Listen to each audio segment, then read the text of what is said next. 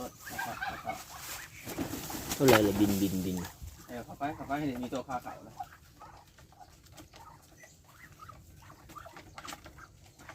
เอาตะปูคาไปตรงนี้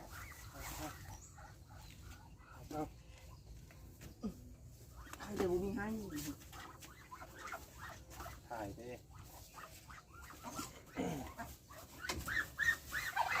ทำงานในการนั่นเยอะนี่เอาต้นทำงัวเนาะโอ้เอาปลูกแล้วปลูกเป็นผมต้นดูเอ้ยเป็นผมม่วง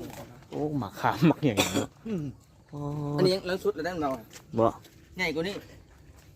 เป็นผมสูงกว่าจอนอยู่นี่โอ้ต้นยังนี่กูบ่ฮู้ดอกมาถามกูต้นมะเฟือง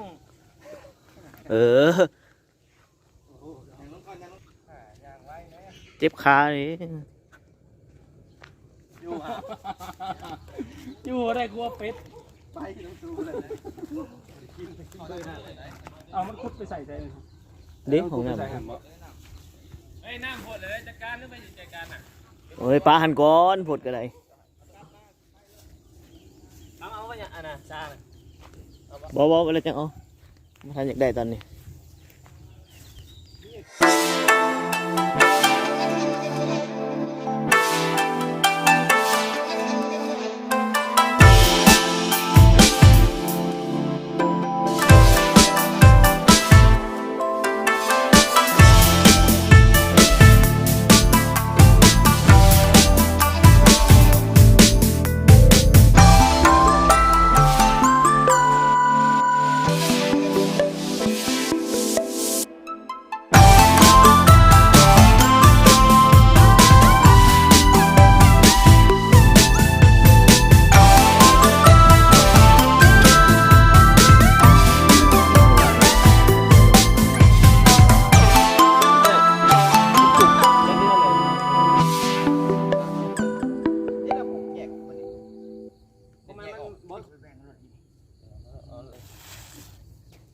โอ้ยบทเหตุยังผิดกฎหมายเอาหามึงซาตัด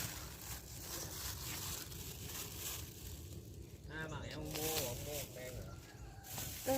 แปลงจุลินทรีย์เนี่ยขยายไหมโอ้พอปลูกเนาะจะมีน้ำอยู่ได้ถึง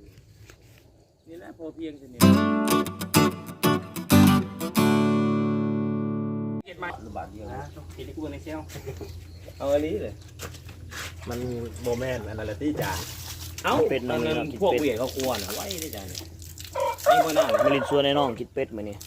เอาวะส่วนไอ้น้องกินเป็ดมากูรู้ใครวะมึงกูชีวิตต้มน้ำมันเป็ดเอาน้ำนี่เลยบ่อะไรต้มน้ำเล็กน้ำกินอย่างน้ำกินเนาะน้ำก็ได้หมูกระทะหรอกนะเจ๊มงได้เจ๊มงว้าวแบบเจ๊ใจได้เหมือนกันเลยแล้วมันต่อจริงเลยแล้วก็จะส่งให้เจ๊หมกไปต่อเข่าแล้วกันแล้วก็ส่งให้เจ๊หมกได้ที่เก้าเจ๊หมกสวรรค์พ้นอยากตั้มแห้งเริ่มกันมอบต่อไปเข้ามาเลยครับสลองเปิดซ่องบังคับได้เมื่อไหร่จ่ายซะเบี้ยนะก็มาแบบจับจูดกูแบบบริพร้อมแท้คุยตัวเขาลงคนไหนจุเนาะจุก็ได้เสื้อห้องไห้ก็ได้ผ้าเสื้อปิ้งรถนี่ไงเขาเบิร์นว่าชีวิตได้ว่าสันดิ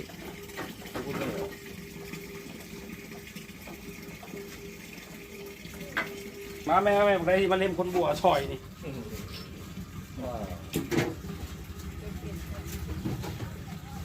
เจ๊บอกแป้งกับเมียเองครับจิตานี่นะ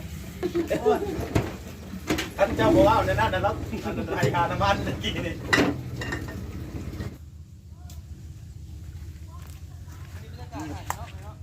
ดักไปน้ำไอ้ท่านได้ตอนซอยมือคำบอกดังเลยเลือดเป็ดบอกพ่อซอยคอนเทนต์ได้จุดเตื่อยมือจะเตื่อยยังไงคอนเทนต์เลือดได้สะยังไงคอนเทนต์ออกแล้วออกแล้วมือก่อนแล้ว แผ่นใหญ่ๆนี้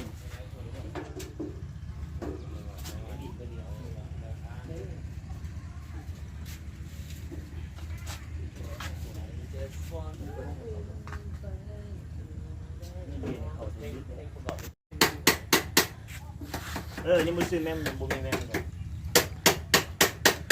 เอาบ่ก่อนที่ท้ายกล้องให้ โกโปร โอ้ยูเซอร์อยู่นั่น โฟลเวอร์ให้เนาะผู้ติดตามละ10,000มันบอกนะ ไประดมเอา ให้เท่าไหร่กดติดตามน้องเดือนให้ ให้เท่าไรครับ อ๋อเงินก็ยังบ่ทันได้ได้เงินค่าจ้างนะอย่าเลยว่าสู้ปากกระติดซะว่าไปเอาเงินติดตาม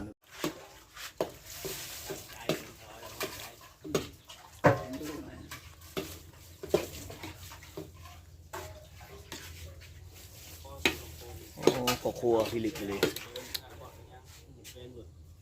ดูพ่อครัวได้แล้วมั้งเจ้าได้มหาสุกแล้วนะโอ้สำลัก เนี่ยนะแม่กระถางมันเลย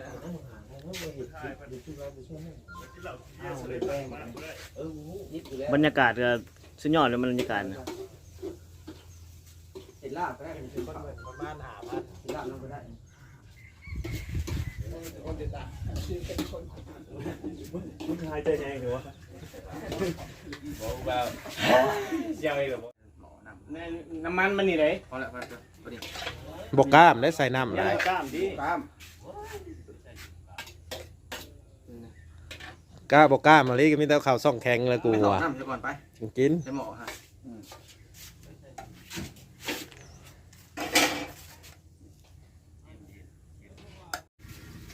บอกมึงเป็นปีกมึงว่าอยากออกก็ไปลายจะอยู่เอง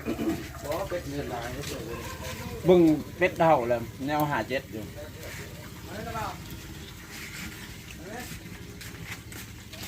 นั่งลิ้นมาเลย ครับมึงจะถ่ายตอนกินเบียร์แม่เขาอันไหนเขาบอกไหน ไปครับพอครัวขี้แบ่โอเค YouTube เล่น สูตรตำรับ สำหรับยังไงนี่ มาจาก